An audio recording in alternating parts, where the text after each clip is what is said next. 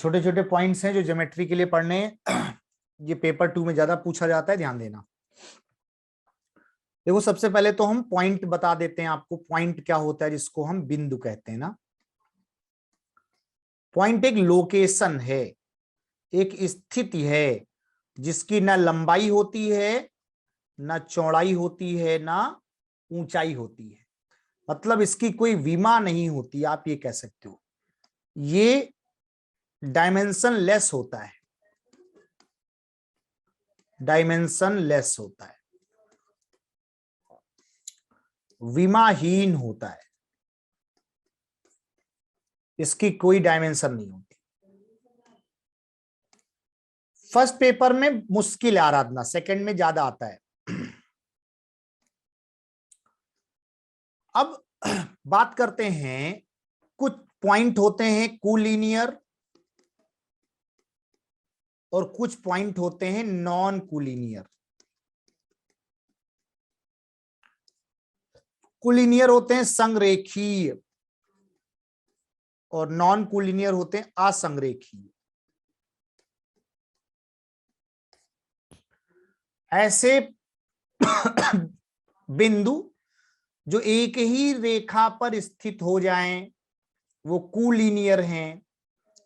ऐसे बिंदु जो एक ही लाइन पर स्थित ना हो, अलग अलग हों, तो जैसे ये ABC अलग अलग हैं, तो ये नॉन कोलिनियर कहलाते हैं।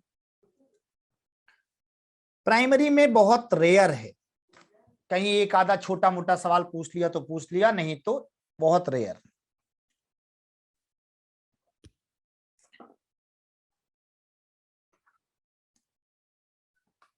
एक लाइन पर होना चाहिए सारे, बिल्कुल, तभी कोलिनियर होंगे। तो इतनी बात समझ गए, संरेखी क्या है, असंरेखी क्या है।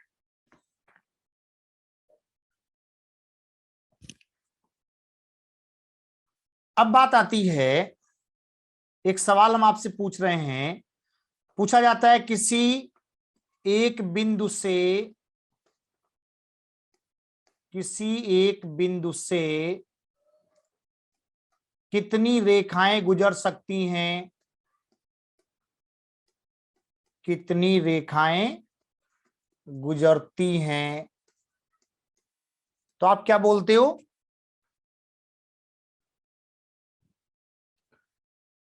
अनंत, बिल्कुल, इनफाइनाइट, लिमिट नहीं है जिसकी। एक पॉइंट से आप कितनी भी रेखाएं गुजार दो, कोई लिमिट नहीं है।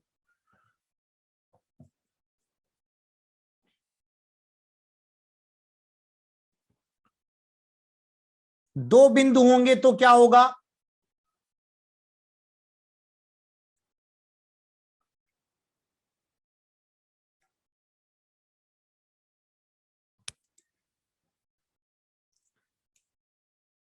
कोई दो बिंदु अगर लिए जाएं तो उससे कितनी रेखाएं पास हो सकती हैं?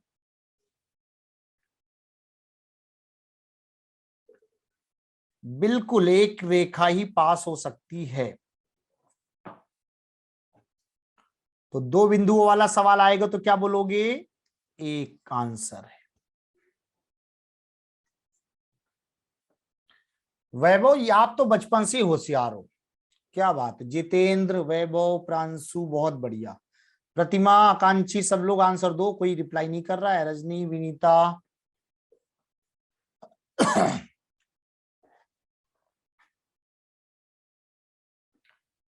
इतनी बात समझ आई सभी को?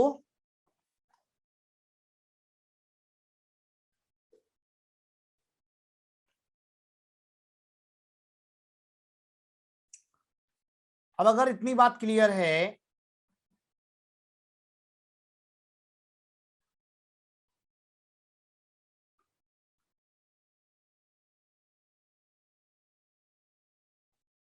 तो जो लाइंस हैं, जिसको आप रेखाएं कहते हैं, रेखा कहते हैं, वो क्या है? तो जब कई सारे पॉइंट को मिलाते हैं तो एक रेखा बन जाती है। रेखा की कोई लंबाई निश्चित नहीं होती, रेखा के छोर नहीं होते, एंड पॉइंट नहीं होते, ये अनंत लंबाई की होती है।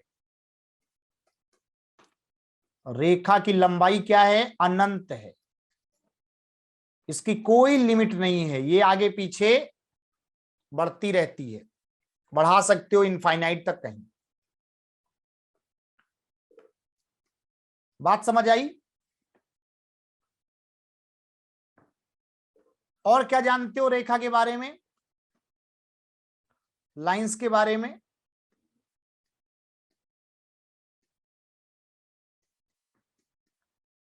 कि सर अगर किसी लाइन का एक पार्ट ले लिया जाए, कोई टुकड़ा ले लिया जाए, तो वो लाइन सेगमेंट बन जाता है, जिसको रेखा खंड कहते हैं।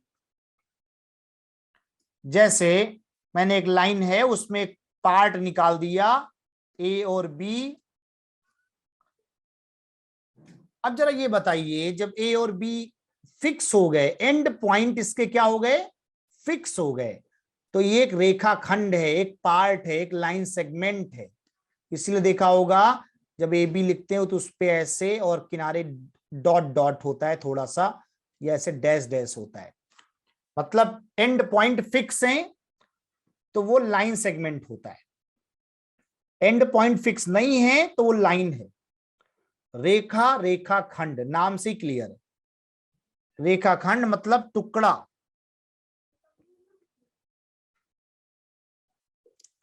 तो रेखाखंड की लंबाई क्या है? निश्चित है, इसकी लंबाई निश्चित है,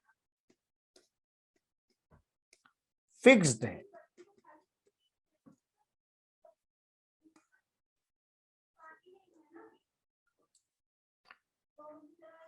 अब लाइन सेगमेंट के बाद एक तीसरी बात आती है, रे,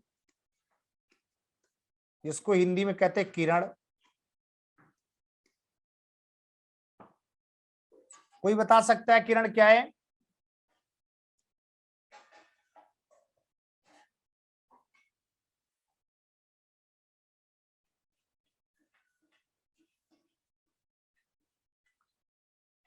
रे क्या होता है? जिसका एक सिरा फिक्स हो, दूसरा सिरा फिक्स ना हो, एक पॉइंट फिक्स हो, दूसरा फिक्स ना हो, तो वो रे है। इसलिए देखा होगा जैसे ए बी रे लिखते हैं तो उस पे एक तरफ एरो बना होता है, और इसकी भी लंबाई फिक्स नहीं है। इसका ओरिजिन फिक्स है लेकिन इसकी लंबाई फिक्स नहीं है, नॉट फिक्स्ड। ये तो आप अनंत लंबाई तक बढ़ा सकते हैं। बिल्कुल प्रांशु, वन एंड पॉइंट इसका है, बोथ एंड पॉइंट नहीं है। लाइन सेगमेंट में बोथ एंड पॉइंट होते हैं।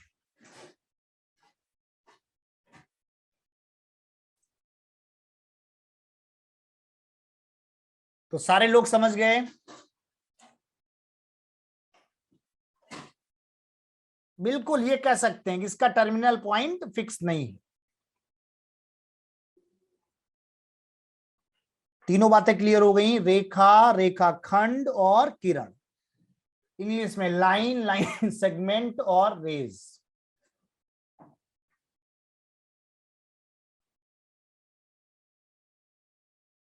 और किसी कोई डाउट है? विनीता, धर्मेंद्र, रजनी, सब लोग बताओ। रितु, राहुल, गीता, स्वाति, सब लोग, मनोज।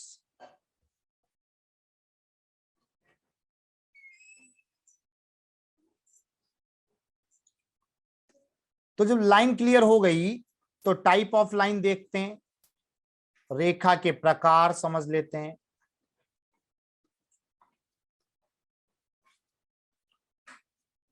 तो पहली है समांतर रेखा, जिसको पैरेलल लाइंस आप बोलते हैं। दूसरी है असमांतर रेखा।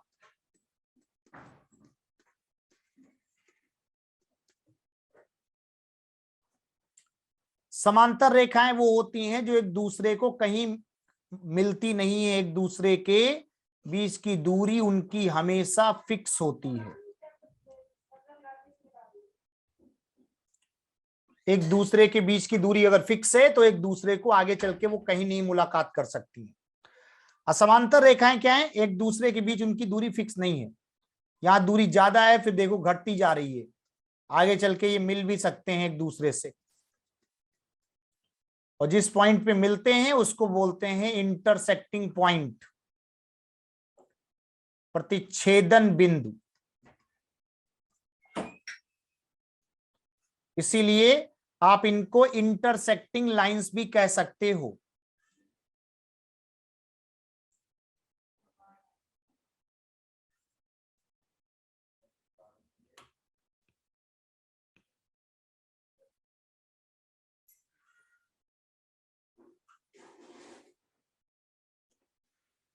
बोलो भाई, क्लियर?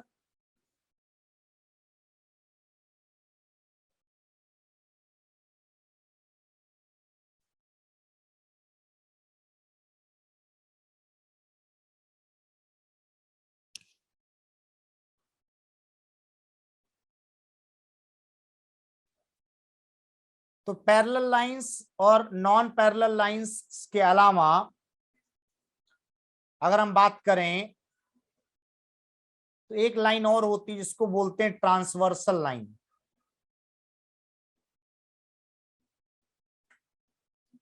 ट्रांसवर्सल लाइन का मतलब क्या है? तिर्यक रेखा। तिर्यक रेखा क्या करती है? दो अलग अलग या ये कह सकते हैं कि transversal line cuts two parallel lines at different position. तिर्यक रेखा दो समांतर रेखाओं को काटते हुए जाती है।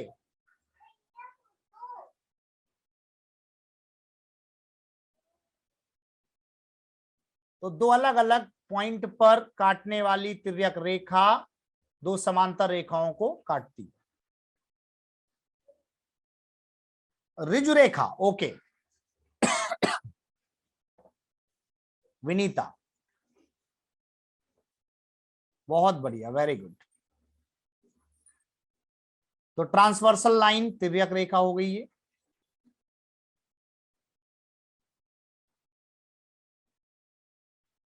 फिर बात करते हैं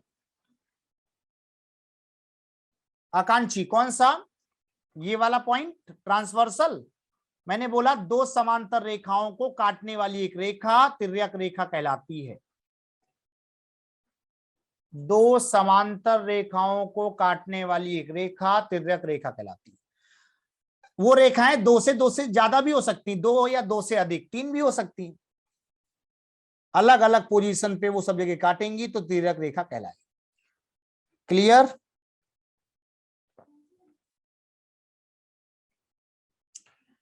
अब जब आपको ये पता चल गया कि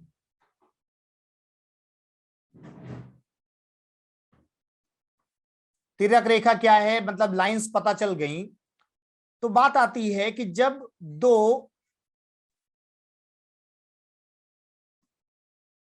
नॉन पैरेलल लाइंस एक दूसरे को इंटरसेक्ट करती हैं तो वो पॉइंट इंटरसेक्टिंग कहलाता है। जैसे मान लो इस तरीके से, तो जो इंटरसेक्टिंग पॉइंट है, प्रतिच्छेदन बिंदु है, वो ये ओ है। और ये जो लाइंस एक दूसरे से झुकाव में होती हैं, इंक्लाइंड होती हैं, वही एंगल का फॉर्मेशन करती हैं जिसको कोण कहते हैं।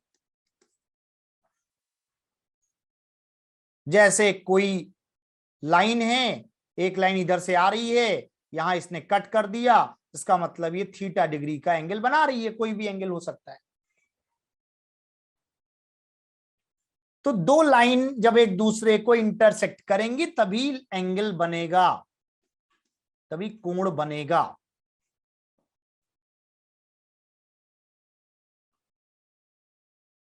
तो क्या क्या समझ गए कि पॉइंट क्या होता है? पॉइंट से लाइन बना दी, लाइन से एंगल बना दिया, इतनी बात समझ आ गई।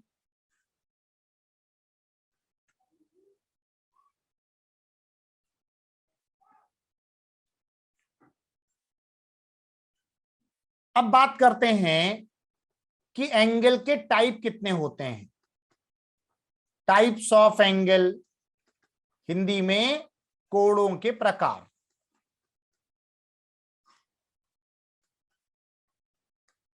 तो देखो कोण तो बहुत सारे तरीके के होते हैं, लेकिन पहला जो तरीका हम आपको बता रहे हैं वो मानों के आधार पर है, उनकी वैल्यूज के आधार पर। कोण 6 तरीके के होते हैं, 4 यहां लिखे हैं, 2 हम और बताएंगे। एक 4 चौथा तरीका, इसको 5 नंबर दे दो, और एक और है 6 नंबर। टोटल 6 टाइप आपको हम बताएंगे। सबसे पहले एक्यूट एंगल, हिंदी में कहते हैं न्यून कोण। कोई बताएगा एक्यूट एंगल क्या होता है?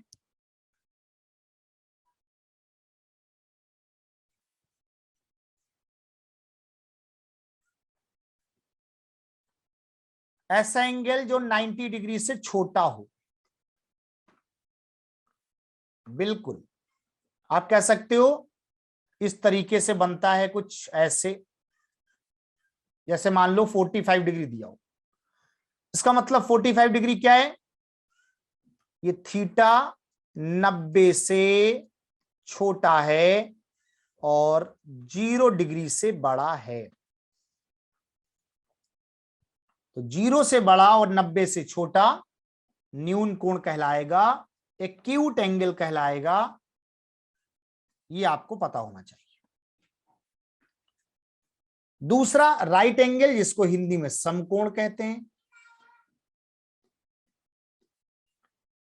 इसका मतलब जो एंगल ठीक 90 डिग्री पे बनेगा, एक दूसरे के परपेंडिकुलर होते हैं, लंबवत होते हैं। इसका मतलब अगर थीटा की वैल्यू 90 डिग्री है तो फिर ये समकोण त्रिभुज की कहानी है, समकोण बनाएगा। तीसरा ऑब्ट्यूस एंगल, ऑब्ट्यूस मतलब अधिक कोण। अधिक कोण ऐसे बनता है जो कि 90 से ज्यादा हो लेकिन 180 से कम। थीटा 180 से कम हो और अगर 90 से ज्यादा हो तो ये कंडीशन किसके लिए लागू है? ऑब्ट्यूस एंगल के लिए।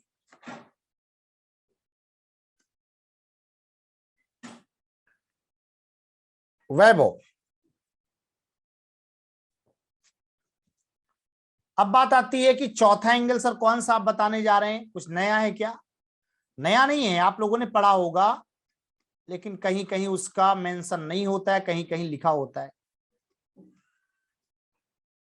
स्ट्रेट एंगल, हिंदी में कहते हैं सरल कोण,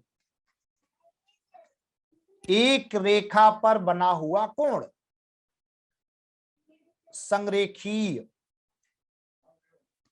जिसमें थीटा की वैल्यू सीधा सीधा 180 डिग्री हो।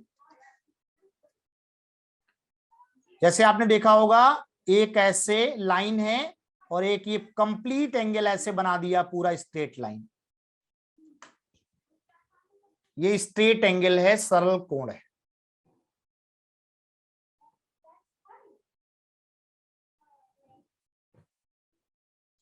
बिल्कुल 180 वाला।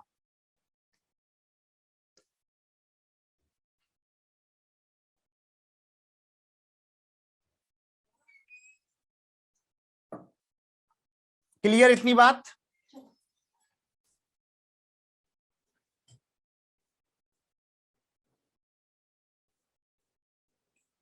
अब बात आती है रिफ्लेक्स एंगल क्या होता है?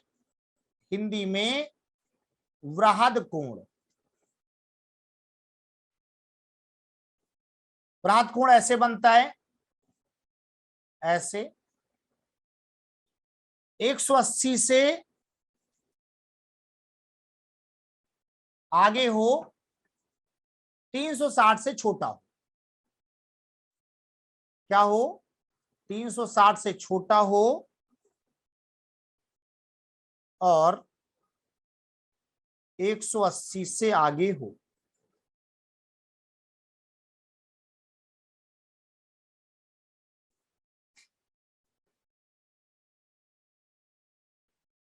लास्ट वाला कोई बता सकता है? 6 नंबर वाला क्या नाम कहलाएगा?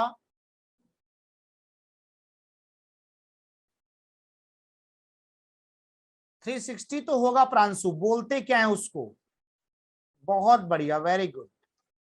कंप्लीट एंगल, संपूर्ण कोण, बहुत बढ़िया नेहा, वेरी गुड।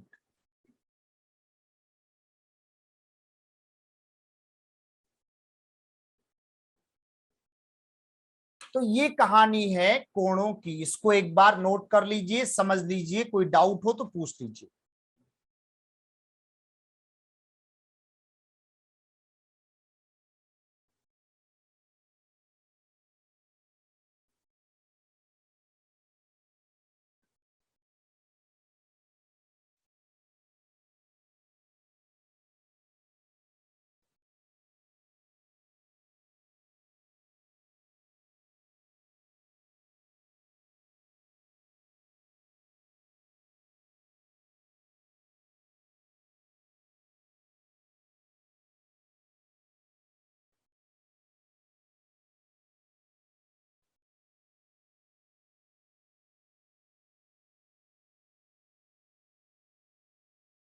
सभी लोग क्लियर हैं?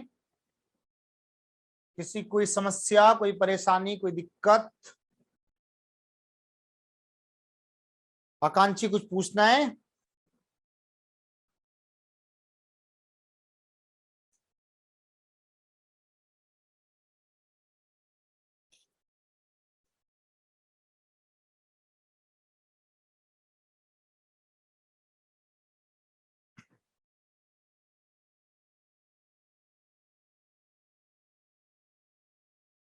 चलिए कुछ सवाल हम पूछेंगे, आप बताइएगा।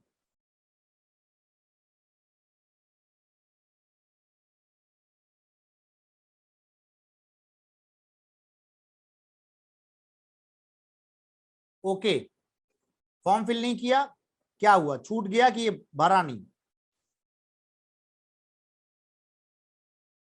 जैसे हम आपसे पूछें कि अगर आपका एक कोण कोई दिया है 145 डिग्री, तो इसका क्या नाम होगा?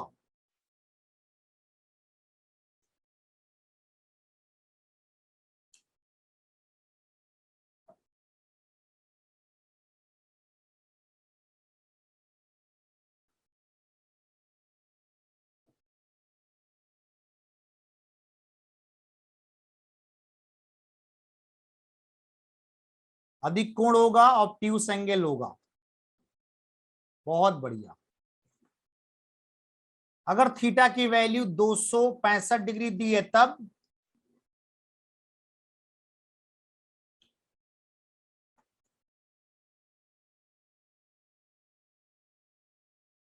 बिल्कुल रिफ्लेक्स एंगल होगा, जिसको बोलते हैं वृहद कोण।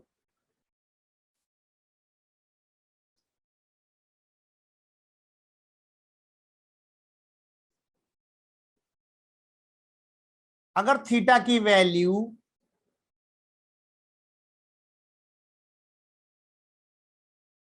180 डिग्री दे दिया तब?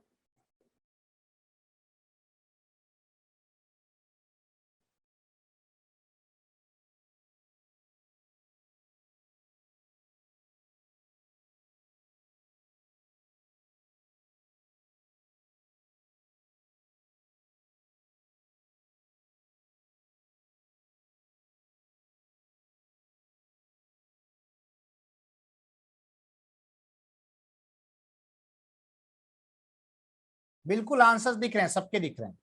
ये क्या है? सरल कोण। बस नाम आपका नहीं दिख रहा है, इसलिए मुझे पता नहीं चल रहा है किस नाम से आप हैं।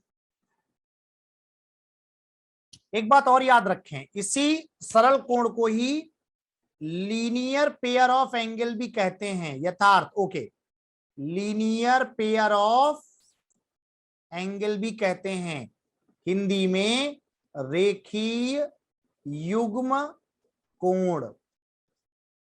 अगर आपसे कोई पूछे रेखीय युग्म कोण कितने डिग्री का होता है, तो आप बोलोगे 180 का।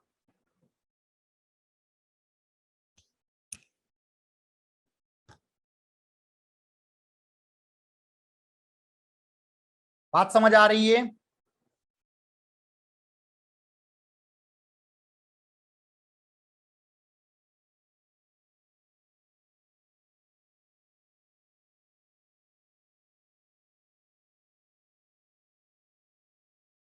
सभी लोग क्लियर हैं?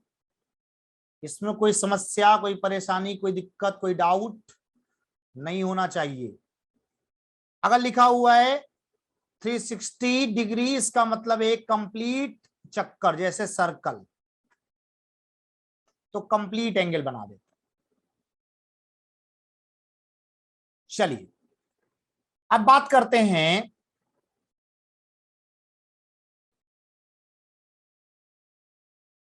कुछ और टाइप्स के एंगल होते हैं, पहले उनकी। जैसे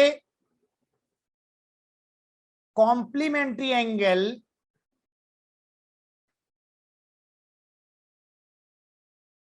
एंड सप्लीमेंट्री एंगल।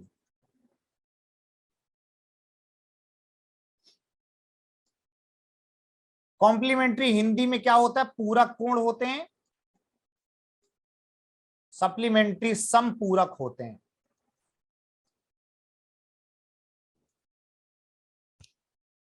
ऐसे कोण जिनका सम, जिनका योग 90 डिग्री होता है, वो कॉम्प्लीमेंट्री कहलाते हैं। ऐसे कोण जिनका सम 180 डिग्री होता है, वो समपूरक कहलाते हैं।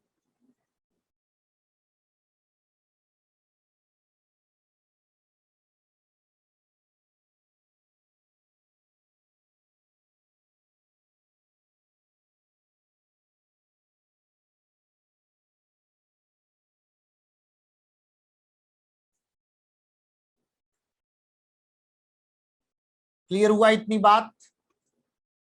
तो अभी तक हम मानों के आधार पे कह रहे थे, अब यहां दो कोणों के आपस के रिलेशन के आधार पे कहा जा रहा है। आपका पहला सवाल है कि 35 डिग्री का पूरक कोण ज्ञात कीजिए।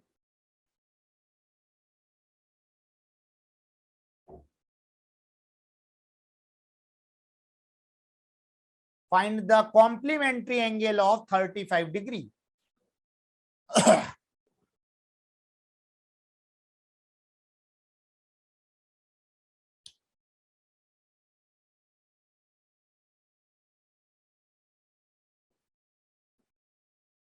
तो कॉम्प्लीमेंट्री पूरक होने के लिए सम क्या चाहिए? 90। एक 35 है, दूसरा बताना है, 90 टोटल करना है। तो बी बराबर क्या होगा? 35 इधर आके घटा दो, तो 90 में से 35 घटाओगे तो 55 बचेगा कि नहीं?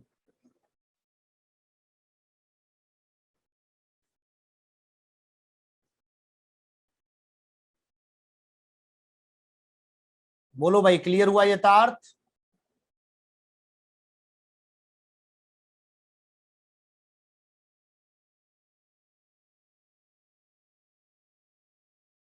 दूसरी बात, अगर कोई पूछे कि 132 डिग्री का संपूरक कोण ज्ञात कीजिए, सप्लीमेंट्री एंगल,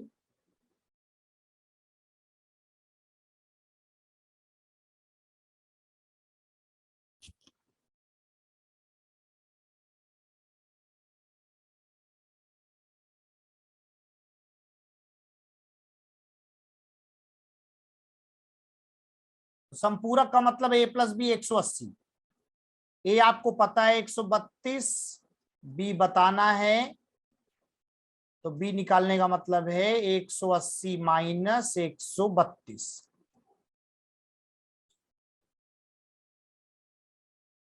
48 आ रहा है सभी का?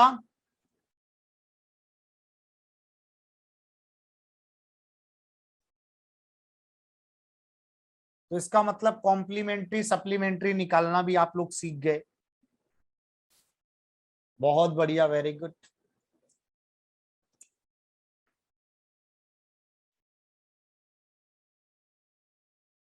कभी कभी ऐसे आ जाएगा,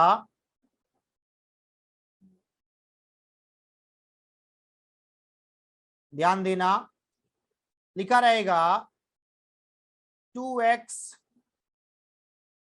प्लस 65 डिग्री तथा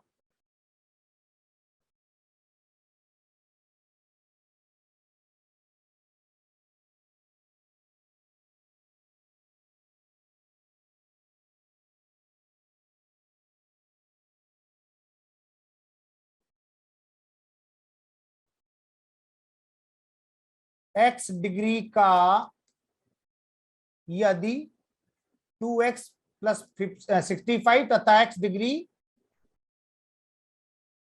एक दूसरे के समपूरक हैं तो x का मान ज्ञात कीजिए।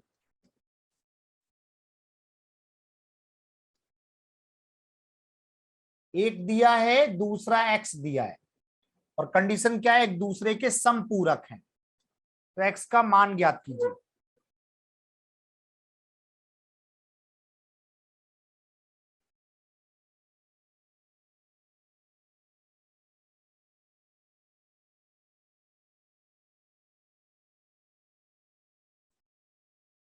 तो समपूरक का मतलब क्या, सबका सम, दोनों का सम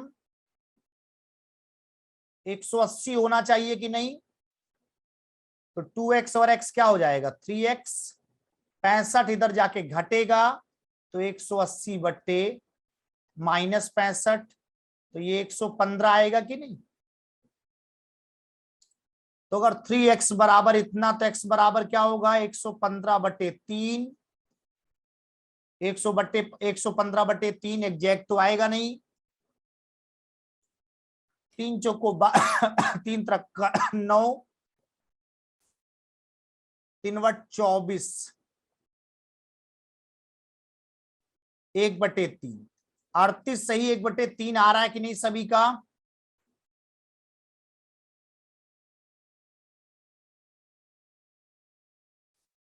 क्योंकि हमें तो x का मान बताना है, हमें x का मान बताना है।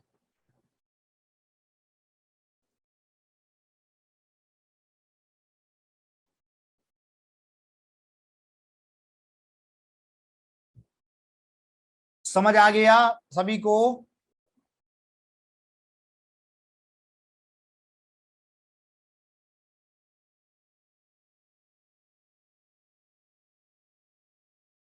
Gunjan Dixit, very good. अब बात करते हैं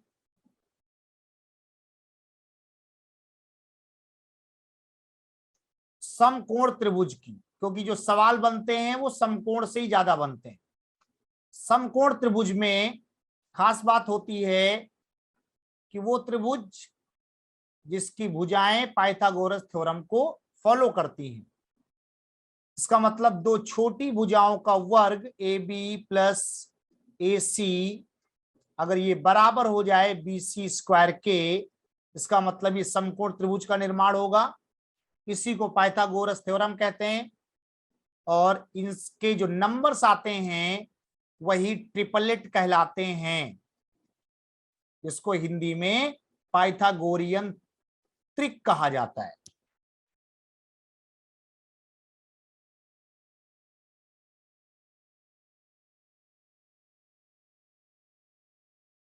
जैसे मैंने कोई भी राइट एंगल ट्राइंगल दे दिया और मैंने कह दिया ये 15 है और ये 8 है, तो ये क्या होगा, ए बी पता है, ए सी पता है, तो BC बताइए।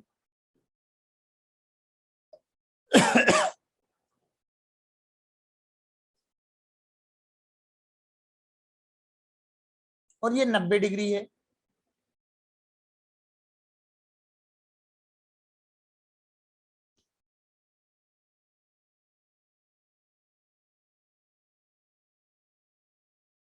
तो समकोण त्रिभुज के लिए पाइथागोरस और पाइथागोरस के लिए कंडीशन क्या है, आधार का वर्ग प्लस लंब का वर्ग बराबर कर्ण के वर्ग के। तो अगर हमें कर्ण का वर्ग निकालना है तो हम 8 का स्क्वायर प्लस 15 का स्क्वायर, वैभव नाम तो तुम्हारा हमेशा लेते हैं, आपने तो सबसे पहले आंसर दिया, वेरी गुड, बहुत बढ़िया।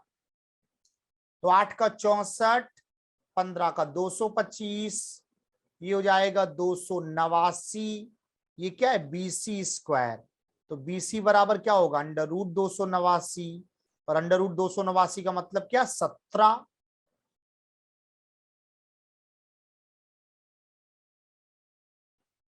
प्रांशु ट्रिपलेट का मतलब ऐसे 3 नंबर जो किसी भी समकोण त्रिभुज की भुजाएं हों या उनसे समकोण त्रिभुज बन जाता हो, जो पाइथागोरस थ्योरम में लागू हो जाएं।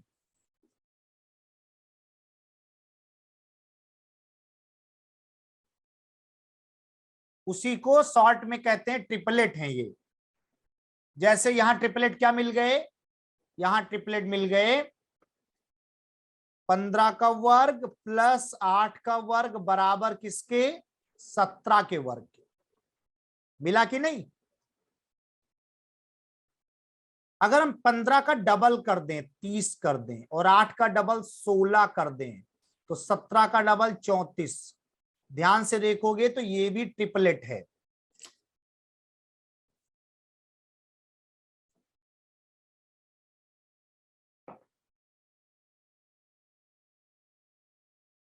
अगर हम 15 का ट्रिपल कर दें और 8 का भी ट्रिपल कर दें, 17 का भी ट्रिपल कर दें, तो ध्यान रखें ये भी ट्रिपलेट को लागू करेगा।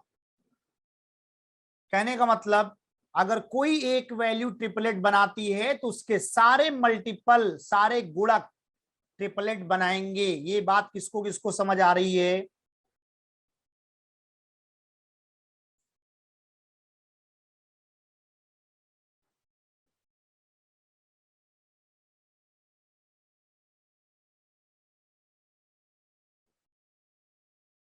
वैभव अभी बताते हैं, 3 4 5 वाला भी टेंशन ना लो।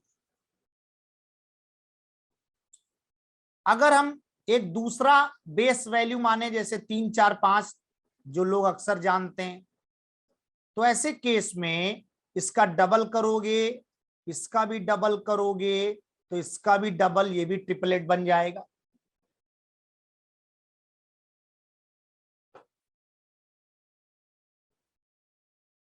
अगर इसका 3 गुना करोगे तो 4 का भी 3 गुना करना पड़ेगा, तो 5 का भी 3 गुना, ये भी ट्रिपलेट है। 3 का 4 गुना कर लो तो 12 का वर्ग, 4 का 4 गुना 16 का वर्ग, 5 का 4 गुना 20 का वर्ग। 3 का 5 गुना 15 का वर्ग, 4 का 5 गुना 20 का वर्ग, 5 का 5 गुना 25 का वर्ग। क्या ये बातें समझ आ रही हैं सभी को? कि जो मैंने लिखे हैं ये सारे ट्रिपलेट हैं, इनको नोट करके याद कर लो परमानेंट।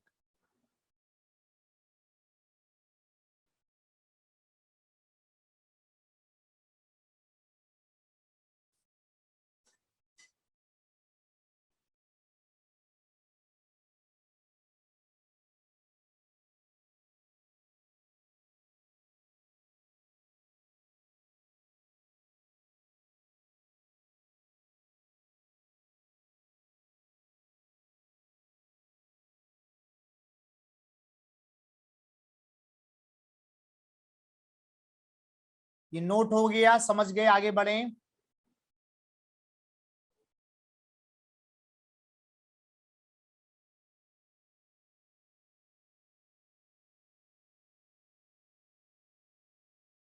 किसी कोई डाउट इसमें? सवाल कराएं इसके।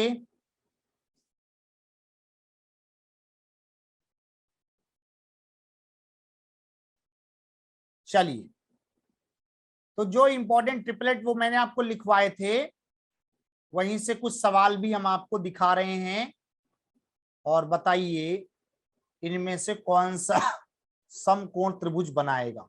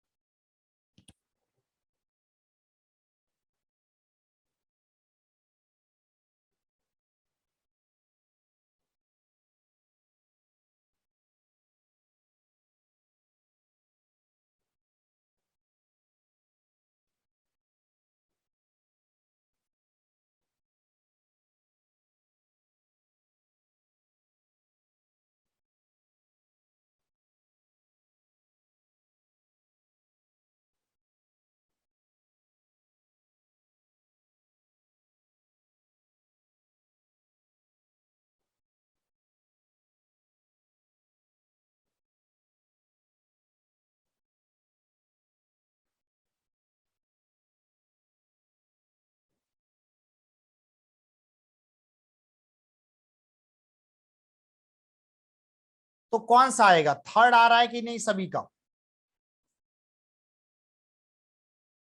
देखो 20 का 400, 22 का 484 और 24 का 576 होता है। तो ये तो कभी जोड़ने पे नहीं आएगा, तो बहुत आगे निकल जाएगा, पहला बेकार है। सेकंड का 15 का 225, 32 का 1000, 24 और 37 का होता है 1369। 5 4 9 तो मैच कर रहा है, लेकिन 2 2 4 आगे नहीं मैच हुआ, ये भी बेकार है। 11 का 121, 60 का 3600 और 61 का आना चाहिए 3721। क्या 61 का 3721 होता है? बिल्कुल होता है, थर्ड ऑप्शन सही है।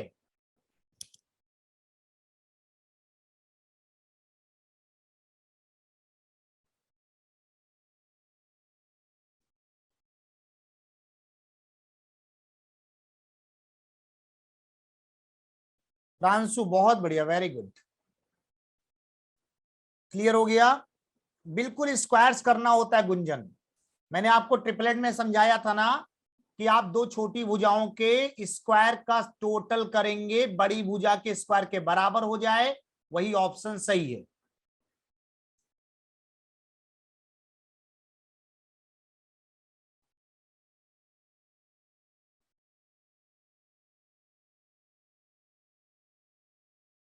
एक और आंसर बताओ, इसका क्या होगा?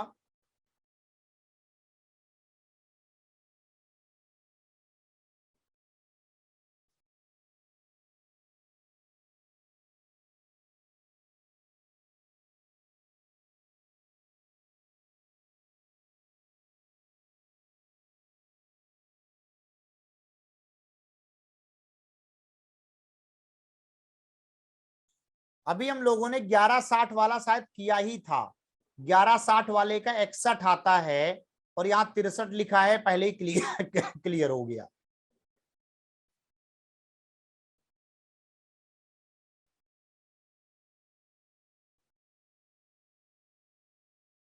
इसका मतलब एक बात और निकल के आ गई कि अच्छा, अगर ये नहीं होता है तो ये सारे होते हैं।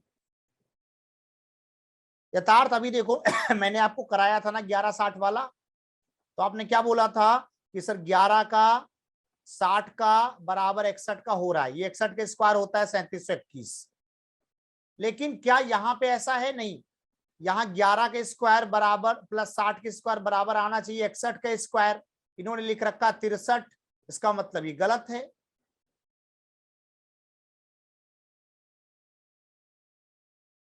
बात समझ आ रही है? मतलब आपको क्या याद करना है कि अगर 11 के साथ 60 का कॉम्बिनेशन है तो 61 बनेगा, ये सही है।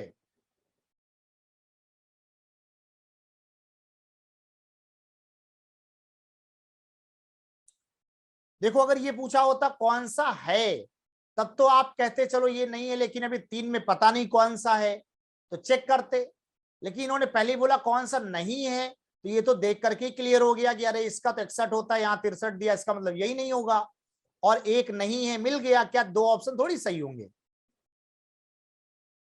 अदरवाइज बेसिक तरीका तो आपको पता ही है कि 7 वाला चेक करो, तो 7 का वर्ग 24 का वर्ग बराबर 25 के वर्ग के। 8 15 17 स्टार्टिंग में बताया था, वो होता ही है। 13 84 का भी करोगे तो क्या करोगे, 13 का वर्ग 84 का वर्ग बराबर 85 का वर्ग। बात समझ गए? आज क्लियर हुआ?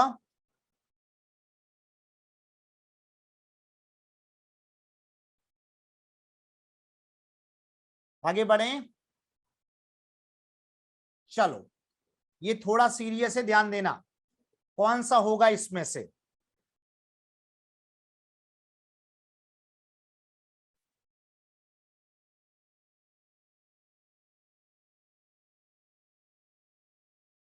बताना कौन सा हो सकता है।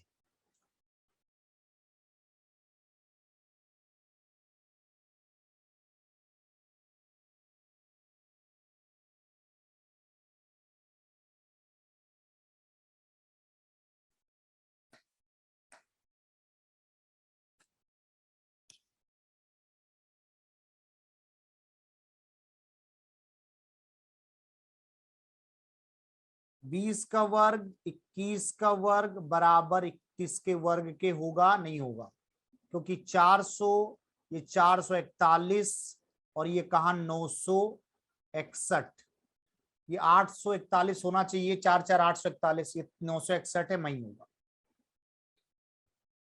विनीता बी नहीं होगा, चेक करो बेटा। देखो बी में क्या है, 35 का 12 25 77 का होता है। 77 का निकालने के लिए आपको यूज करना होगा बेस मेथड 100 वाला। तो ये 23 कम है, 23 का 529 और ये घटाओगे तो 54 और 5 59 और 88 के लिए 100 का बेस यूज करेंगे तो 12 का 144, 88 12 76 177, इतना आना चाहिए। 9 5 14 तो ठीक है, 2 2 4 1 5 नहीं मैच किया, खत्म हो गया। अगर इसको चेक करोगे तो 15 का 225, 32 का 1024, 57 का होता है 7 का 49 और 25 7 32 49। क्या जोड़ने पर 32 49 बनेगा? नहीं, ये तो 225 है, 1000 है, 1200, ये कहां 3200, ये भी नहीं होगा। ओनली फोर्थ गुंजन, चौथा आएगा।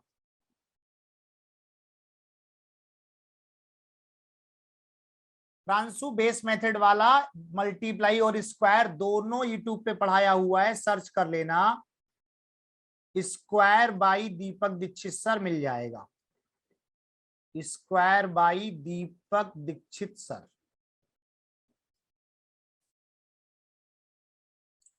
मल्टीप्लाई भी पढ़ाया हुआ है, स्क्वायर भी पढ़ाया हुआ है।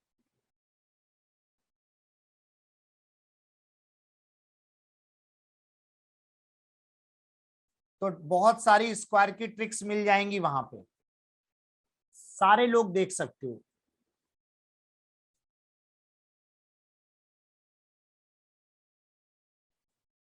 बात समझ आ गई सभी का? डी क्लियर हो गया? क्यों आया डी? अब ये किस्मत वाली बात है, हो सकता है किसी ने पहले ही उल्टा चेक कर लिया हो तो उसको पहले ही मिल गया होगा।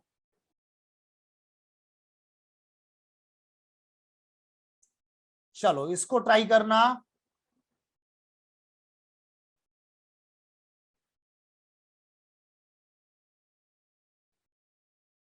वैभव बिल्कुल आप ऑप्शन देख के पिक करते हैं क्योंकि आपको आइडिया है, लेकिन बहुत लोगों को आइडिया नहीं होता है तो वो पूरा पूरा चेक करते हैं।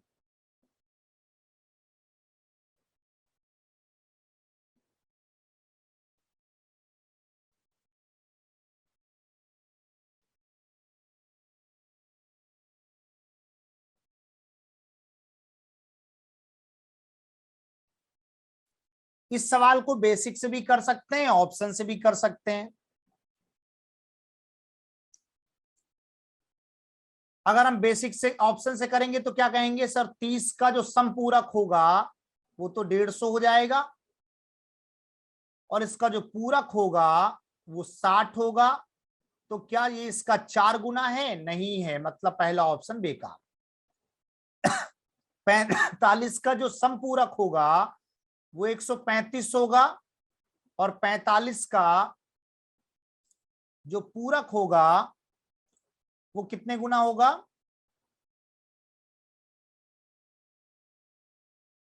45 ही होगा। तो क्या इसका 4 गुना है ये?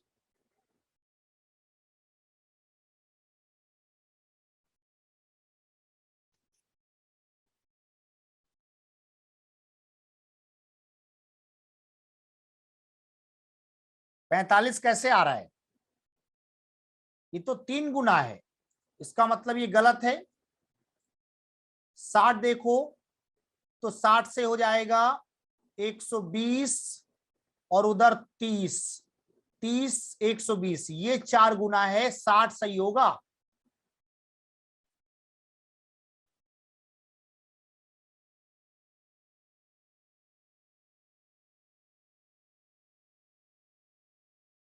गुंजन ध्यान दो, मैंने कहा अगर 60 डिग्री हम मानते तो उसका संपूरक कोण क्या होता? 120 होता कि नहीं? क्योंकि संपूरक बनाने के लिए 180 चाहिए, तो 180 का मतलब 120 जोड़ेंगे तभी ना आएगा संपूरक।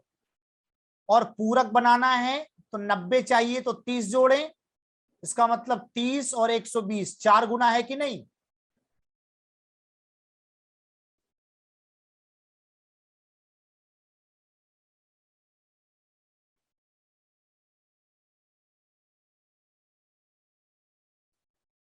बेसिक से करना चाहो तो ये कह सकते हो कि सर एक कोण x है, उसका संपूरक कोण क्या होगा? 180 माइनस एक्स होगा। उसका पूरा कोण क्या होगा? 90 माइनस एक्स होगा। ये संपूरक है, ये पूरक है, इसका ये 4 गुना होना चाहिए, बराबर कर दो।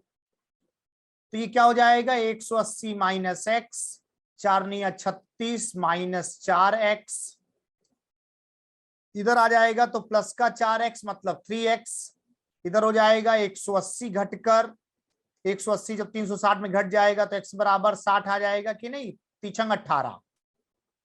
बोलो ये तरीका भी क्लियर हुआ कि नहीं?